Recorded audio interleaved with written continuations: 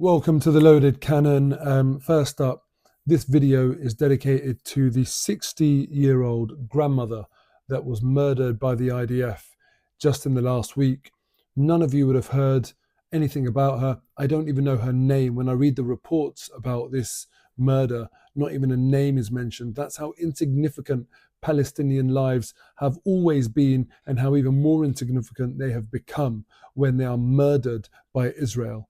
Imagine if this was the other way around and the outcry at Palestinians murdering a 60-year-old grandmother. Can you imagine the level of humanity and sympathy that would be given if the victim was not Palestinian but instead was Israeli? Something's wrong with the world. Please also, if you can, donate to Social Charity Initiative, where we raise money to sponsor orphans. I'll put the comment in the link in the comments below. Please do donate to that if you can. I appreciate the support, and as I've said before, I need your support. Not backed by a big channel. Is something that I started off when I had a lot more people watching, and now that isn't the case. So I need everyone to step up. So please do that for me and get the blessings of this very important month. On to football. Now, Arsenal 2, PSV 2. I don't care. I just don't care.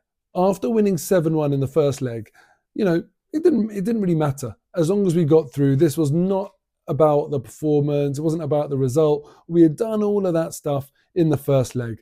This was all about making sure we don't get any injuries.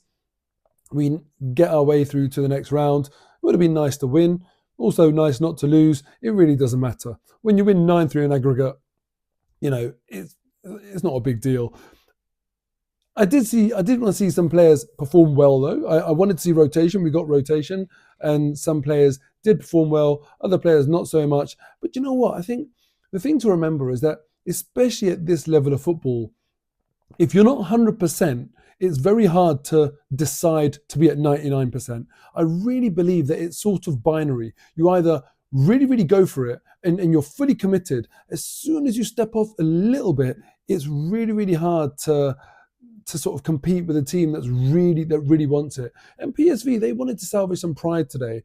And listen, PSV fans, they might feel like, oh, they did that, but they only did that because Arsenal were already through and we let them sort of have a day out. If Arsenal needed to win today, we would have won. Simple as that. We would have played the players and put in the performance to win the game. We didn't need to, so we didn't. I'm not concerned at all about that. And when you look at the couple of goals that PSV scored as well, brilliant goals, really good finishes. David Raya could have done nothing about either of those, especially the second one. What a lovely chip that was. And it's actually nice to watch Arsenal play when you don't have to get stressed and worried about it, especially in such a potentially high stakes game like the second leg of a knockout phase Champions League tie. Like, usually you've got no time to relax in that, but from the first second to the last, it was a nice relaxing affair. And now, fancy coming to Spain with me? I cannot wait to, hopefully, if I can make it happen, go and get some Spanish sun in April and go and see Arsenal play Real Madrid at the Santiago Bernabeu, which will be, do you know what? It's been a long time coming. I had to check when was the last time we reached the Champions League quarterfinals, and man, I couldn't believe the answer. 2010. And I thought to myself, surely it has not been 15 years. Even though I read it about half an hour ago, even saying it out loud, I'm still doubting myself. I feel like people are going to get in the comments and say, no, Mo, you're wrong about this. How has it been 15 years since we got through to the Champions League quarterfinals? I mean, even getting through to the quarterfinals, yes, it's great that we're there, but it's nothing to sing about. It's not going to live long in the memory, is it? And it's taken us 15 years to do it. That's shocking. Absolutely shocking. But it's where we want to be. We want to be consistently one of the top 10 clubs in Europe. And, well, there's not many better measures of that than, the final 8 in this sort of competition. So glad to see that we're there. And now Arsenal take on Real Madrid. Let me know in the comments below. Do you think we'll get through? Yes or no? Put it in the comments below. Be really honest about this. Do you know what? It's a weird one. Like, when I think about playing Real Madrid in the Champions League, I think about the history and the reputation of Real Madrid, and of course, all of the dodgy decisions they get all the time.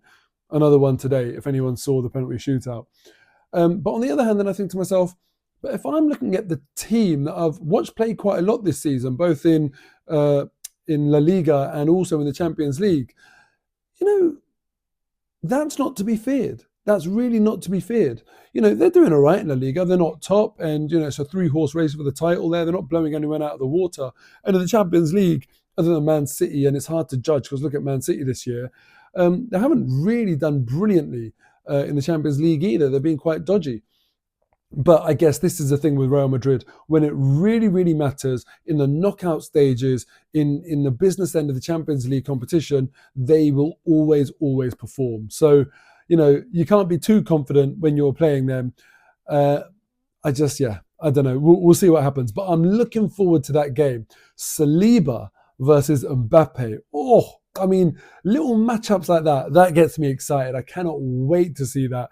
I want to see Ethan Nwaneri doing his thing, dancing away in the Bernabeu in Spain. That would be lovely to watch as well. Hopefully we get Bukayo Saka back for that game. So that is a mouth-watering tie. But, let's talk about Real Madrid. I'm sure, like me, many of you, after Arsenal wrapped up our tie, went over and watched Real Madrid Atletico extra time and penalty shootout.